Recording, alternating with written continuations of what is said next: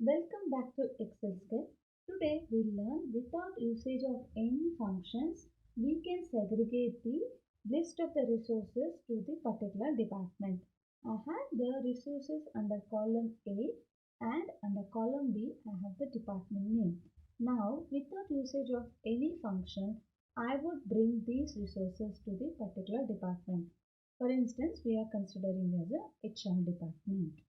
See, give equals, choose the resource name and give and then give space, open the inverted comma, then give HR department,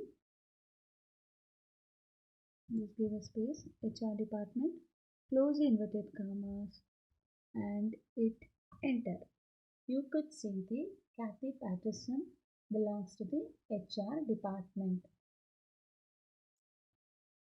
So you can copy this same and bring down to the rest of the names. Isn't it nice? Without any usage of the functions, you are segregating the resources. Thank you for watching and do subscribe. Do like, share and comment. Thank you.